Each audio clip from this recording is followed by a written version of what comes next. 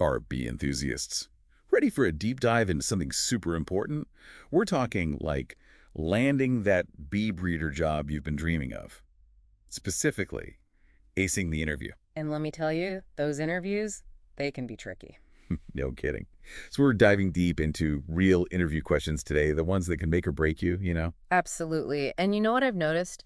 These interviews, they're not just about if you know the technical stuff. Oh, really? What else are they looking for then? Passion, dedication. Interviewers, they want to see that spark in your eye when you talk about, well, bees. Makes sense. Like they can tell if you're truly obsessed. Speaking of passion, one question RoleCatcher's guide highlights is what first sparked your interest in bee breeding? It's your bee origin story. Exactly. Think back. Was it a childhood memory? A research paper? A mentor who just loved bees? This question, it's all about being genuine.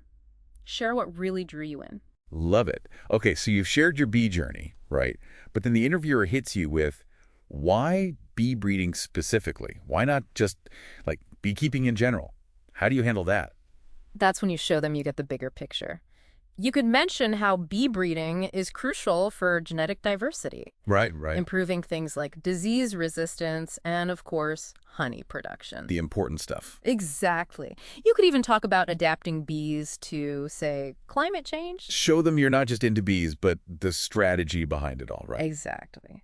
Now, another question that pops up a lot is, how would you describe the process of selecting bees for breeding? This one, it's about showing off your know-how. Okay, so walk us through it. What are the key things to mention here? Well, you want to prove you know how to spot those good traits. Temperament, honey production, Right. disease resistance, things like that. You can even mention specific techniques. Oh, like what? Give us an example. Sure, things like instrumental insemination or, say, marker-assisted selection. Show them. You're not just a fan, you're an expert.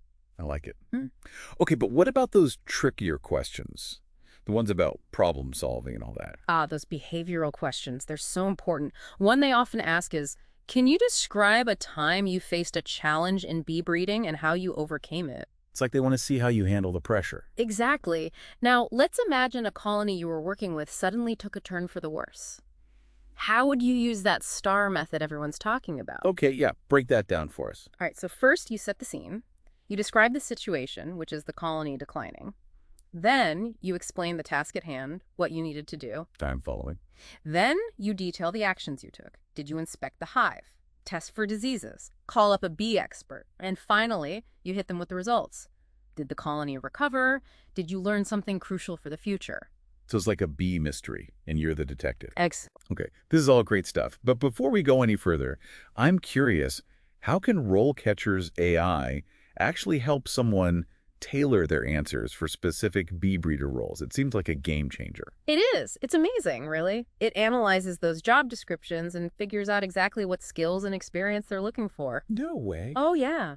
Then it gives you personalized feedback, tells you how to highlight the right stuff, maybe even suggests better ways to phrase things. Like a bee career coach in your pocket. That's a good way to put it. So I'm curious, do you think these interview questions change much depending on what kind of bee breeder job it is?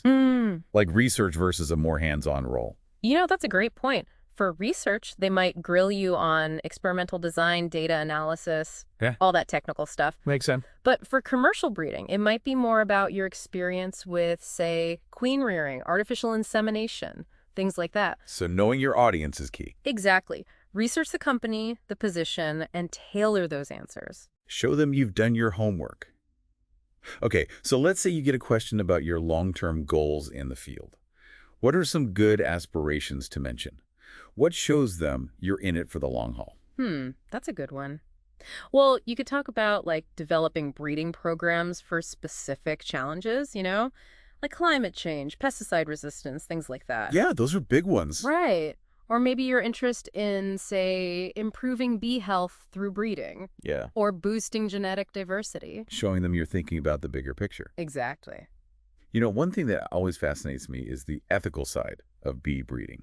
That feels important to touch on in an interview, right? Oh, absolutely. They might ask about things like maintaining genetic diversity, avoiding inbreeding. Right, making sure we're not messing things up. Exactly. Or even how selective breeding could impact wild bees. It's not just about making super bees for ourselves, right? You gotta think about the whole ecosystem. Exactly. Now, getting back to the interview itself, sometimes they throw you a real curveball question. Oh, I know those.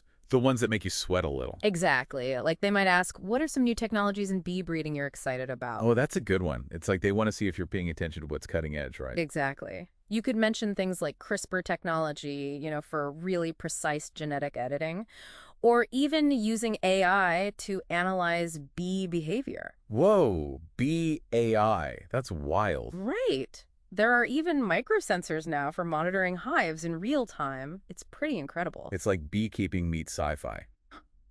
Okay, I've got to ask, what if they hit you with that classic, if you could breed bees for one specific trait, what would it be and why? Question. Oh, that's a classic. It really makes you think. Right. It's your chance to show you understand how bees, the environment, and breeding are all connected. It's like a test to see if you get the bigger picture. Exactly. You could talk about, say, breeding for better pollination to help struggling plants, or bees that are even more resistant to pesticides. So it's not just about the bees themselves, but their role in the world. Exactly. You're not just a bee breeder, you're an advocate for bees.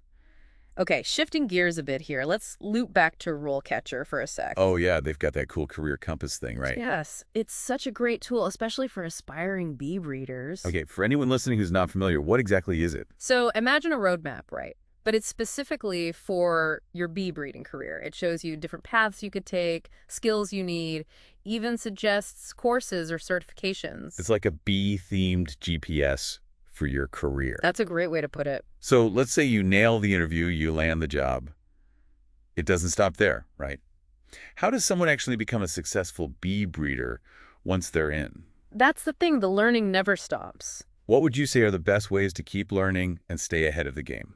Conferences and workshops are huge. I bet. Meeting other bee people. Exactly. You get to connect with people, hear from the experts. Share ideas. Yes. And of course, staying updated on all the latest research is key. So reading those bee journals, huh? Exactly. Subscribe to journals, follow researchers online, join those bee forums. There's so much out there. Never stop learning. Yeah. Never stop learning. So true. Okay, before we wrap up this deep dive, one last RoleCatcher shout out. We've talked about them a bunch today, and for good reason. They're great. Their tools are seriously valuable for this field. Okay, so we've covered interview practice, the career compass. Yeah. Anything else people should know about? Any secret weapons? You know, one of the coolest things is their personalized feedback.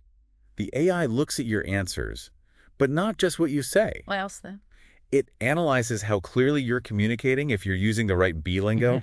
It's really impressive. It's like having a bee expert whispering in your ear during the interview. That's a great way to put it. Plus, they've got that free account option so you can try a lot of it without spending a dime. I love that. They're really trying to make a difference.